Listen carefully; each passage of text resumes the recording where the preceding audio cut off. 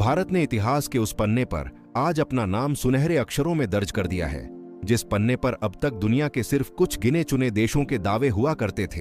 क्योंकि जिस काम को दशकों तक असंभव माना गया, जिस पर बड़े बड़े विदेशी इंजीनियरिंग संस्थानों ने हाथ खड़े कर दिए, जिस पर चीन जैसे देश के इंजीनियर्स ने यह कह दिया कि यह सिर्फ थ्योरी में अच्छा लगता है, जमीन पर मुमकिन नहीं, उसी काम को भारत ने करके दिखा दिया है। और वो भी अपने दम पर, अपने संसाधनों से, अपने वैज्ञानिकों और इंजीनियर्स की मेहनत से। भारत ने नदी को ऊंचे ऊंचे पहाड़ों पर चढ़ा दिया है। यह कोई कविता नहीं, यह कोई नारा नहीं, यह हकीकत है। और यह हकीकत आज पूरी दुनिया को भारत की ताकत का एहसास करा रही है। क्योंकि पानी को पहाड़ पर चढ़ाना सिर्फ इंजीनियरिंग नहीं, यह प्रकृति की सदियों पुरानी समझ को चुनौती देना है। और भारत ने यह चुनौती स्वीकार ही नहीं की, बल्कि उसे जीत में बदल दिया है। यह कहानी शुरू होती है भारत की उस जमीन से जहां पानी हमेशा से सबसे बड़ी समस्या रहा है, जहां लोग हर बूंद के लिए आसमान की ओर देखते थे, जहां नदियां नीचे बहती थीं और पहाड़ों पर बसे गांव, चौकियां और कस्बे प्यासे रहते थे। वर्षों तक योजनाएं बनी, रिपोर्ट्स लिखी गईं, फाइलें घूमे,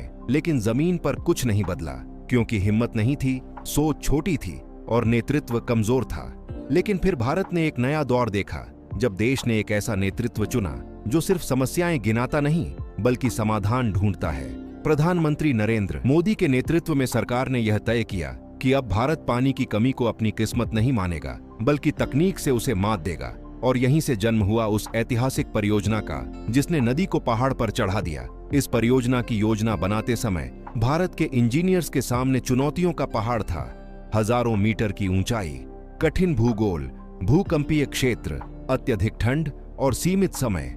लेकिन इन चुनौतियों के सामने भारतीय इंजीनियर रुके नहीं। उन्होंने नई तकनीकें विकसित की, हाई प्रेशर पंपिंग सिस्टम बनाए, मल्टी लेवल टनल नेटवर्क तैयार किया और ऐसा स्मार्ट कंट्रोल सिस्टम लगाया जो हर सेकंड पानी के दबाव, तापमान और प्रवाह को नियंत्रित करता है। यही वो तकनीक है जिसने पानी को ऊपर चढ़ाया और भारत को दुनिया की नजरों में ऊपर उठा दिया।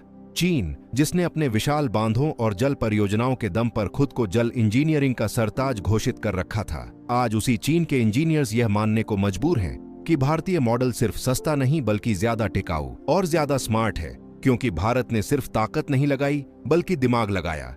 भारत ने पर्यावरण को नुकसान पहुंचाए बिना समाधान खोजा, स्थानीय लोगों को साथ जोड़ा और दीर्घकालिक सोच के साथ इस परियोजना को अंजाम दिया।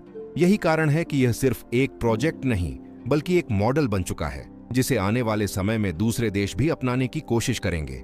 इस पूरे मिशन में मोदी सरकार की भूमिका सिर्फ अनुमति देने तक सीमित नहीं रही, बल्कि सरकार ने इसे राष्ट्रीय मिशन का दर्जा दिया, समय समय पर समीक्षा की, भ्रष्टाचार पर जीरो टॉलरेंस रखी और यह सुनिश्चित किया कि हर रुपया सही जगह लगे।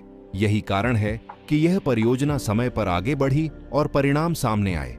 जब पहली बार पहाड़ों के ऊपर बसे इलाकों में नदी का पानी पहुंचा, तो वह दृश्य सिर्फ विकास का नहीं, बल्कि गर्व का था। लोगों ने इसे चमत्कार कहा, लेकिन असल में यह चमत्कार नहीं, यह नीति, नियत और नियत का परिणाम था। यह पानी सिर्फ प्यास नहीं बुझा रहा, यह खेती को नया जीवन दे रहा है, यह उद्योगों को शक्ति दे रहा है, यह सीमावर्ती इलाकों में रहने वाले लोगों को सम्मानजनक जीवन दे रहा है।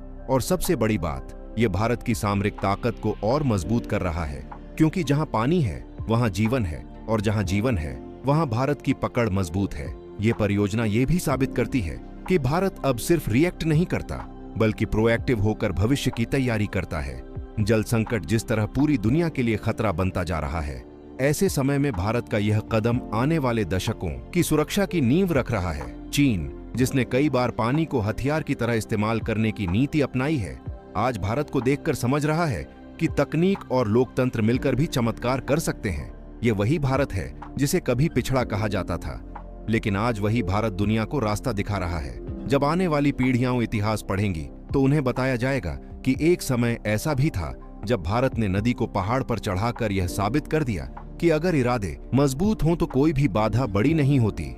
यह कहानी सिर्फ इंजीनियरिंग की नहीं, यह कहानी आत्मनिर्भर भारत की है। यह कहानी नए भारत की है। यह कहानी उस भारत की है जो अब रुकता नहीं, झुकता नहीं और हार मानता नहीं।